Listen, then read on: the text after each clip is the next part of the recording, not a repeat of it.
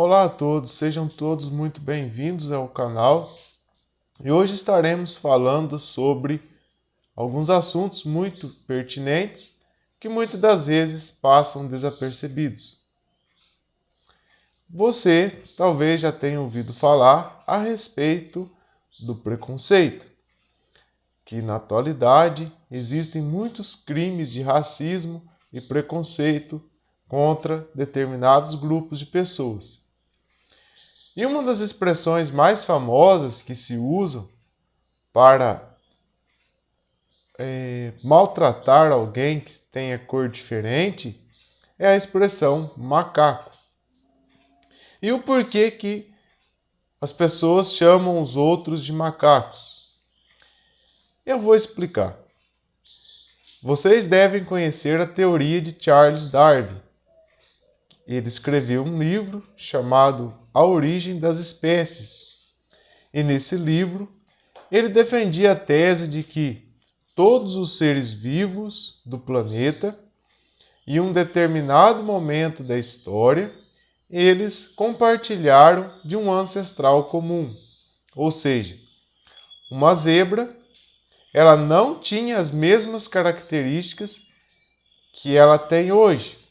No passado, ela teve características diferentes que foram sendo adquiridas até que ela chegasse ao seu estágio atual.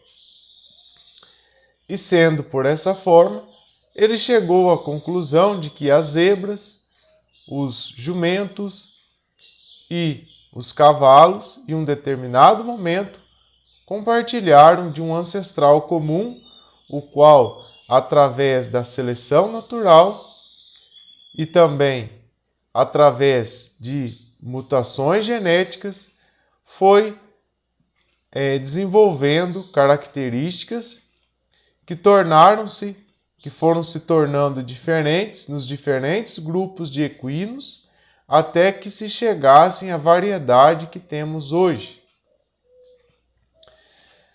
Da mesma forma, ele observou aos seres humanos. O ser humano, segundo Charles Darwin, no passado, compartilhou de um mesmo ancestral que os gorilas, os chimpanzés e os macacos. Só que em cima dessa teoria de Charles Darwin surgiu aquilo que se conhece como darwinismo social. E o darwinismo social é uma nova reinterpretação do evolucionismo. E para o darwinismo social, o homem europeu era o melhor e mais desenvolvido e evoluído em todos os sentidos. E as outras culturas, os africanos, os americanos e asiáticos, eram menos evoluídos. Em cima dessa situação, surgiu um problema. Foram surgindo novas teorias. E surgiu uma situação que, inclusive, foi plano de governo de vários países do mundo. Temos o apartheid, que ocorreu na África do Sul, nos Estados Unidos, que consistia na separação entre afrodescendentes e eurodescendentes. Tivemos também muitos casos de racismo, das mais diversas formas, e um programa conhecido como eugenia e branqueamento da população. Isso mesmo. Aqui no Brasil, o incentivo à vinda de europeus, no caso italianos, alemães, para o Brasil, não se passava nada mais, nada menos do que um plano de governo que consistia na intenção de branquear a população brasileira. Era comum nos anos 20, nos anos 10, nos anos 30, aqui no Brasil, nas fotografias oficiais, eles mandarem as pessoas de pele escura os afro-brasileiros saírem das fotografias, porque eles acreditavam que colocar um homem de pele escura nas fotos seria prejudicial, porque esse era inferior, era visto como um animal. Também haviam zoológicos humanos nos Estados Unidos, na Europa. Houve casos de zoológicos de humanos na Bélgica, onde pessoas que vinham de alguns grupos africanos, algumas etnias africanas, eram aprisionados em gaiola e serviam de espetáculo ao público. E é justamente por conta de se pensar que os homens, os seres humanos de outros continentes eram menos desenvolvidos, que se criaram esses espetáculos do horror. O nazismo, perpetrado por Hitler na Alemanha, só encontrou a sua força máxima com toda essa situação que já existia. Ele se alimentou dessas fontes.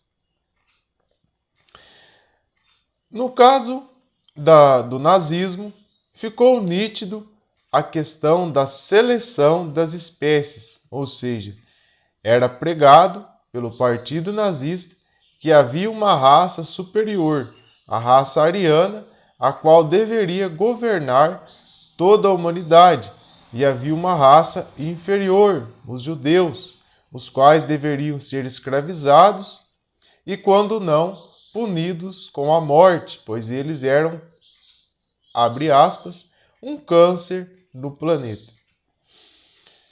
Essa situação toda foi um martírio, foi um espetáculo do horror que aconteceu com a humanidade. E mesmo diante da Declaração Universal dos Direitos Humanos, o preconceito ainda hoje se faz presente. E não só isso. Existe hoje em dia muito da questão da eugenia sendo pregada nos filmes. É o que veremos nesse filme O Demolidor, nessa cena. Tá, mas e os filhos? Procriação? É. Vamos ao laboratório. Os fluidos são purificados, selecionados e transferidos apenas por pessoal médico autorizado. É o único modo legal. O que vai fazer? Violar a lei? Você é uma criatura selvagem, John Spartan. E quero que saia do meu domicílio agora.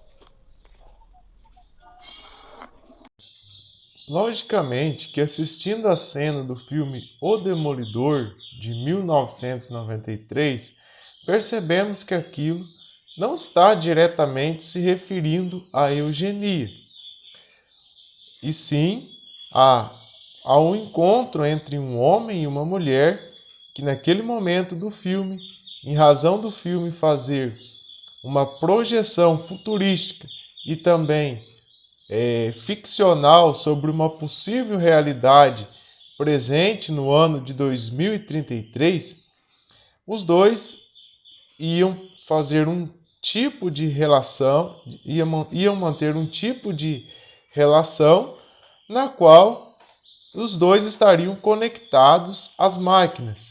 É onde aquele homem com o nome de Jones, interpretado pelo ator Sylvester Stallone, não concorda com a situação. E aquela mulher, interpretada pela atriz Sandra Bullock, diz a ele que, em razão das doenças que estavam se multiplicando e que haviam se multiplicado, algumas delas conhecidas, é que as relações amorosas entre homem e mulher não poderiam mais ser praticadas com contato físico. Só que nesse dado momento, ela cita algo que foi colocado no vídeo aqui desse material que tem a ver com o assunto da eugenia. E a eugenia nada mais é do que uma seleção genética dos melhores organismos, dos melhores seres vivos, os quais são dignos de permanecerem vivos. Esperamos que você tenha gostado desse conteúdo.